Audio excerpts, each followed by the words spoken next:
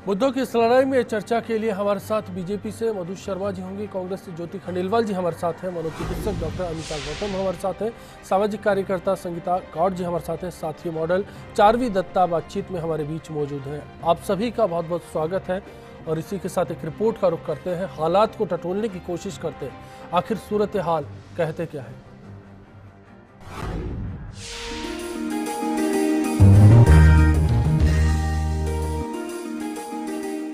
आज से नवरात्रि का पावन पर्व शुरू हो चुका है। देश में प्रधानमंत्री से लेकर हर कोई नवरात्रि में मां दुर्गा के अलग अलग रूपों की आराधना में लीन है। ऐसा होना भी जायज है क्योंकि देश की संस्कृति में महिलाओं को शक्ति रूपेण संस्थिता के रूप में देखा जाता है। लेकिन क्या ये सिर्फ संस्कृति में ही है या फिर देश का हर नागरिक इसे मानता है? अगर बीते कुछ दिनों की तस्वीरों पर गौर करें तो लगता है कि संस्कृति और मौजूदा तस्वीर से ये बिल्कुल उलट है। जहां टीवी अभिनेत्री प्रत्यूषा बनर्जी की खुदकुशी के मामले में बॉयफ्रेंड राहुल राज को आरोपी पाया गया है और उस पर प्रत्यूषा को आत्महत्या के लिए उकसाने, आपराधिक धमकी देने, जानबूझकर चोट पहुंचाने के साथ ही शोषण जैसे गंभीर आरोप हैं। वहीं बसपा के सांसद नरेंद्र कश्यप, उनकी पत्नी और पुत्र को उनकी बहू की संदिग्ध मौत के सिलसिले में दहेज निरोधक कानून के तहत गिरफ्तार किया गया है। ससुराल वालों पर दहेज के लिए मर्डर करने का आरोप लगा है। इस बीच प्रदेश के भरतपुर जिले में एक पुलिसकर्मी के पुत्र का आतंक एक परिवार पर इस कदर हावी है कि पीड़िता के परिजन आरोपी के खिलाफ पुलिस में मामला दर्ज कराने में भी डर रहे हैं। आरोप है कि पुलिस वाले का बेटा परिवार की एक नाबालिग लड़की को करीब 1 साल पहले अपहरण करके ले गया था और अब वो दूसरी लड़की का भी अपहरण करना चाहता है। देश और प्रदेश में महिलाओं की असल हालात बयां करने के लिए ये तस्वीरें काफी हैं। वहीं आए दिन महिलाओं पर अत्याचार, उत्पीड़न और शोषण के मामले सामने आते रहते हैं। जहां चंद रुपए या फिर किसी और वजह से महिलाओं को शोषण का शिकार बनाया जाता है। बात महिला उत्पीड़न के आंकड़ों की करें तो नेशनल क्राइम रिकॉर्ड ब्यूरो के मुताबिक भारत में हर रोज लगभग 50 बलात्कार के मामले थानों में दर्ज होते हैं। यानी हर घंटे 2 महिलाएं बलात्कारियों के हाथों अपनी अस्मत गंवा देती है। वहीं प्रदेश में रोजाना करीब 11 रेप के मामले दर्ज होते हैं। देश में दहेज हत्या के मामले तो दिल दहलाने वाले हैं। साल 2014 में दहेज हत्या के 8,233 मामले सामने आए, यानी हर 1 घंटे में एक महिला दहेज संबंधी कारणों से मौत का शिकार हो गई। तो मौजूदा तस्वीर यही साबित कर रही है कि समाज के साथ कदम ताल करती महिलाएं, महिला उत्थान और नारी सशक्तिकरण की बातें उतनी नहीं है जितनी उन पर जुल्म की कहानियां हैं। ऐसे में सवाल ये भी है कि क्या पुरुष प्रधान समाज वाली मानसिकता से महिला अत्याचार बढ़े हैं? क्या बुनियादी शिक्षा में बदलाव से महिला सशक्तिकरण होगा? क्या महिला अत्याचार में बराबर की भागीदार है? क्या संसद में महिला आरक्षण बिल पारित होना चाहिए? और क्या देवी पूजा सिर्फ बातों तक सीमित है?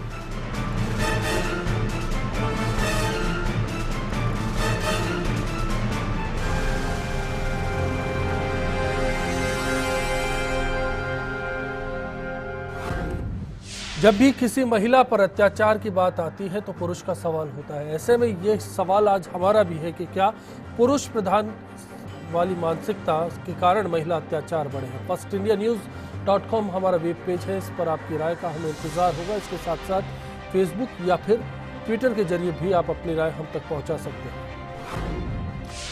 सबसे पहले हमारे पॉलिटिकल गेस्ट हैं, उनका रुख करना चाहूँगा, ज्योति जी और मधु जी। मधु जी, पहले आपके पास आना चाहता हूँ। राजनीति की जिम्मे काफ़ी कुछ होता है, खासतौर पर महिलाओं की अगर बात हो तो आप तो बीजेपी महिला मोर्चा की प्रदेश अध्यक्ष। आपसे जानना चाहता हूं कि 1 साल करीब हो गया आपको पद संभाले, इस दरमियान आपने ऐसा क्या किया जिसके दम पर कहा जा सकता है कि महिला सशक्तिकरण होगा? बिल्कुल, मेरे को 1 वर्ष पूरे इसका महिला मोर्चा का रहा है और इसमें महिलाओं को सशक्त करने की कई योजनाएं हम लोगों ने बनाई है और माननीय मुख्यमंत्री जी ने जिस तरीके की योजनाएं, चाहे सुकन्या योजना हो या भामाशाह योजना है, उनकी राजलक्ष्मी योजना है, इस तरीके की जो भी बीमा सुरक्षा सरकार कर रही है और उसको महिला होने के नाते और महिला मोर्चे की मैं अध्यक्ष होने के नाते पूरे जगह पर, पूरे राजस्थान भर में इन योजनाओं को घर घर में पहुंचाने का कार्य महिला मोर्चा कर रहा है और साथ में महिलाओं को सशक्त करने की भी बातें महिला कर रहा है। और इसीलिए हमने एक विंग भी महिला मोर्चा की हम लोग बनाने जा रहे हैं, जिससे महिला सुरक्षा के उनको सेल्फ डिफेंस की बिल्कुल एक जायज सी उम्मीद है कि एक महिला के लिए बोलेगी। लेकिन अब इस बीच में आज के सवाल पर भी आना चाहूंगा। एक सवाल आपसे जानना चाहता हूं कि आपको कहीं लगता है कि आज भी हमारे समाज पर पुरुष प्रधान वाली मानसिकता हावी है? जिस तरीके का हमारा भारत देश है कि यत्र नार्ये पूजन्ते रमन्ते तत्र देवता, और जिस तरीके से भारतवर्ष के अंदर एक नारी की पूजा की जाती है, एक शक्ति की पूजा की जाती है, और आज नवरात्रा का जिस तरीके से आज प्रथम दिन है, इस पर हम लोग नवरात्रा करते हैं, देवी की आराधना करते हैं, देवी की पूजा करते हैं, और वही रूप यहाँ नारी का है। और यहाँ पर इसी तरीके से सृष्टि की जो नारी निर्माता है, जिस तरीके से हम कहते हैं, और हम देखते हैं कि आदि आबादी महिलाएं। मैं ज्योति जी आपका रुख करना चाहूंगा, पुरुष प्रधान समाज को लेकर आपकी क्या राय है? सबसे पहले तो अश्विनी जी, मेरी ओर से दर्शकों को 2073वें नव संवत्सर की बहुत बहुत बधाई और शुभकामनाएं। और फिर मैं बधाई देना चाहती हूँ आज महिलाओं के त्यौहार सिंजारा और कल गणगौर की बहुत बहुत शुभकामनाएं। लेकिन जो बात आपने कही कि पुरुष प्रधान समाज की सोच से अपराध बढ़े हैं, ये सच है। मैं तो इससे पूरी तरह से सहमत हूँ, क्योंकि जब तक पुरुष प्रधान समाज की मानसिकता हमारे समाज से नहीं हटेगी, तब तक महिलाओं के लिए आगे बढ़ने के अवसरों की जो हम कमी महसूस करते हैं वो नहीं मिटेगी। क्योंकि महिला को अपने आगे बढ़ने के अवसर, चाहे वो आर्थिक रूप से हो, चाहे वो शिक्षित होने के लिए हो, चाहे वो अपने आप को हम यूं कहें अपने आत्म स्वाभिमान के लिए हो, उनके वो अवसरों की सबसे ज्यादा कमी होती है। हम पुरुषों को जो अवसर मिल जाते हैं आगे बढ़ने के, उतने अवसर महिलाओं को नहीं मिल पाते। और सबसे बड़ी बात है, ज्यादा मेहनत करके, ज्यादा अच्छे से अपना घर चला के, खेतों में ज्यादा मेहनत करके भी उनको वो श्रेय नहीं मिल पाता। आज भी हम देखेंगे कि गांवों में महिलाओं खेतों में बहुत पूरा सहयोग करती हैं, बल्कि शायद कई कई जगह पुरुषों से ज्यादा मेहनत करती हैं। लेकिन फिर भी क्या बात आएगी, जब अनाज उगने की बात आएगी, जब उसका फल मिलने की बात आएगी, तो उसका सबसे पहला हक किसका होगा? पुरुष का होगा। तो ये पुरुष की जो मानसिकता है, और वो मानसिकता, और सबसे बड़ी बात है पुरुष का ईगो। और जब अगर महिला आगे बढ़ती है और अगर वो कहीं पीछे रह जाता है, तो उसका ईगो जब हर्ट होता है ना, वहीं वो संकीर्ण मानसिकता हावी होती है कि कैसे मैं इस महिला को पीछे खींचूं, और वो काबिलियत पे नहीं खींच पाता, तो फिर वो हथकंडे अपनाता है। मेरे ख्याल से ईगो की बात है, इसलिए मैं एक मनोवैज्ञानिक के तौर पर अनीता जी आपका रुख करना चाहूंगा। आपसे जानना चाहूंगा, क्या पुरुष इसी बात पर हर्ट होता है कि उसका अधिकार या फिर उसका मान सम्मान कहीं एक महिला के जरिए ठेस पहुंचाई जा रही है उस पर, या फिर वजह कुछ और है, समाज में कुछ और बुराइयां हैं जिन पर गौर करना जरूरी होगा? हमारा समाज पुरुष प्रधान समाज है, और अब तक की जितना भी हमारा अपब्रिंगिंग है, जो भी हमारी हम जो बचपन से सुनते आ रहे हैं, वो यही सुनते आ रहे हैं कि मेल ज़्यादा स्ट्रांग है, फीमेल वीकर सेक्स है, और आपको हमेशा मेल के अंडर ही रहना है और उसको सुप्रीम मान के चलना है। ये बात कौन फैलाता है, पुरुष, महिला, या फिर हमारा परिवार, हमारा समाज? हमारा परिवार, हमारा समाज, जो हमारी अपब्रिंगिंग है, जो हम शुरू से सुनते हुए आ रहे हैं। और इसी के वजह से पुरुष अपने आप को ज्यादा स्ट्रांग समझता है। वो मानता है कि मैं इसके ऊपर हूँ, जो मैं कहूंगा वही ये करेगी। मैं आपकी बात को जितना समझ पाया हूँ, अनीता जी माफी चाहूंगा बीच में रोकने के लिए, लेकिन आपकी बात को समझूं तो कहीं ना कहीं महिला और पुरुष दोनों इस बात के लिए बराबर के भागीदार है, क्योंकि समाज में दोनों हैं। हाँ बिल्कुल, महिला अपने आप को वीक समझती है, मैं भी मानती हूँ, और ये मानती हूँ कि है ना, जब तक वो खुद को स्ट्रांग नहीं मानेगी, वो स्ट्रांग होगी नहीं। क्योंकि शुरू से उनकी यही है कि मैं वीक हूँ, मुझे काम नहीं करना है, मुझे घर संभालना है, या फिर मैं फाइनेंशियली डिपेंडेंट नहीं हूँ। अगर मैं इससे अलग होती हूँ या मैं अपने पिता की, पति की, भाई की बात नहीं मानूंगी, तो मैं कहाँ जाऊंगी? मेरा कोई इसके अलावा वजूद नहीं है। कहाँ जाऊंगी में वही असुरक्षा की भावना होती हाँ, है। वजूद अगर नहीं मैं है। पिता और भाई के साथ नहीं रहूंगी, तो मुझे समाज के उन पुरुषों से जो कि गैर पुरुष हैं, वो मेरे पर गलत नजर डालेंगे, मेरे पर अत्याचार करेंगे। तो बेसिकली कहीं ना कहीं पुरुष उस चीज के लिए जिम्मेदार तो नजर आते हैं। वो ज्यादा जिम्मेदारी वहां पर बनती। संगीता जी, मैं आपके पास आने से पहले चारवी आपका रुख करना चाहूंगा।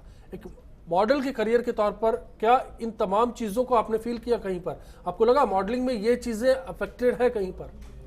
आई थिंक मॉडल हूँ मैं, तो मॉडलिंग तो एक्चुअली उल्टा है। Modelling is more of a women dominated कहते हैं जो प्रोफेशन, तो आई थिंक मेरे पेरेंट्स हमेशा से बहुत वो रहे हैं, मेरे को मेरे भाई को उन्होंने हमेशा सेम रखा है। तो ये चीज़ें मैंने अपने घर पे तो नहीं देखी है, बट आई नो बहुत सारी मेरी दोस्त हैं जो करना चाहती हैं, हमेशा एक अपना मन मार के चली हैं कि नहीं यार मॉडलिंग नहीं कर सकती हूँ बिकॉज घर पे इतना नहीं मिलेगा। मतलब वही है, टैलेंट है लेकिन लोग उसको पूरा यूज़ नहीं कर पाते हैं, यूटिलाइज नहीं कर पाते हैं। क्यों? क्योंकि हमारी सोसाइटी ऐसी है। अभी भी आई थिंक मॉडलिंग को लेके इतना ओपन नहीं हुए हैं लोग। अभी भी एक वो रहता है मॉडलिंग के बाहर कोई भी काम करे उसके लिए उनको पहले घर पे परमिशन चाहिए। एक मैंने फिल्म देखी थी, उसके अंदर ऐसा बोला था हस्बैंड ने अपनी वाइफ के लिए, मैं अपनी वाइफ को अपने बराबर समझता हूँ, मैं इसको काम करने की इजाज़त देता हूँ इसलिए काम करती। जब यहाँ पे ये आ जाता है कि मैं इसको अलाउ कर रहा हूँ तो वो तो मेल डोमिनेंस हो गया। वो कहाँ उसको इक्वल समझ रहा है, वो खुद कह रहा है कि मैं बड़ा हूँ इसलिए मैं इसको अलाउ कर रहा हूँ काम करने के लिए। जो ड्यूअल पर्सनैलिटी है समाज के अंदर, उसको लेकर बात हो उससे पहले अभिव्यक्ति, आपने पत्रकारिता छोड़ी संगीता जी, एक समाज सेवा का पेशा अपनाया, आपने महिलाओं के उत्थान के लिए काम शुरू किया।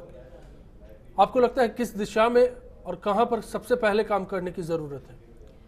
अश्विनी जी, बहुत बढ़िया मुद्दे पे आप लोगों ने मुझे यहाँ बुलाया है, इसलिए पहले तो धन्यवाद आप लोगों का।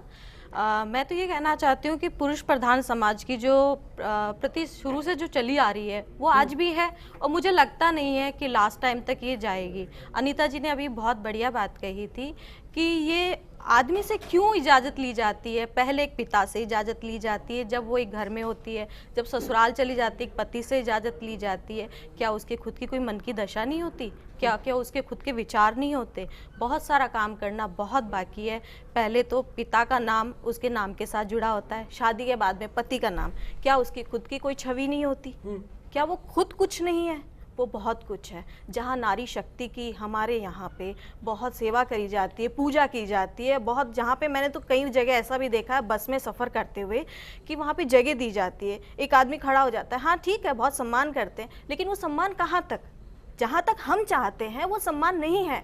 मैंने कॉर्पोरेट में काम किया है, मैंने मीडिया लाइन में बहुत काम किया है, लेकिन वहाँ पे मैंने यही देखा है बहुत शोषण होता है, बहुत शोषण है। इस चीज़ की ये जो बीमारी है ये निकालनी बहुत ज़रूरी है अश्विनी जी, और ये बीमारी मुझे नहीं लगता अगला दौर, बातचीत का अगला दौर इसी पर होगा कि ये बीमारी, अगर कुछ बीमारी समाज में है और महिलाओं के सशक्त करने की बात हम करते हैं तो उसके लिए रास्ता क्या हो सकता है और इसे सबसे पहले किसे अख्तियार करना होगा। इस ब्रेक के लिए रुक रहे हैं, चर्चा का दौर जारी रहेगा। यदि महिला अत्याचार हो रहा है तो निश्चित रूप से कुछ महिलाएं भी उसके लिए जिम्मेदार हैं। महिला ही महिला को आगे नहीं बढ़ना देना चाहती है, महिला ही महिला को प्रोत्साहन नहीं कर रही।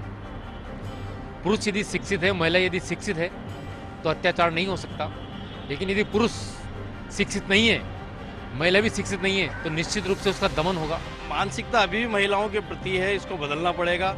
और कई बार महिलाएं आपस में इतनी प्रतिद्वंदी होती है एक दूसरी महिलाओं की, तो ये भी बात सामने आती है कि महिलाएं ज़्यादा महिलाओं की प्रतिद्वंदी होती है, जबकि पुरुष तो कई जगह महिलाओं को सम्मान देते भी हैं।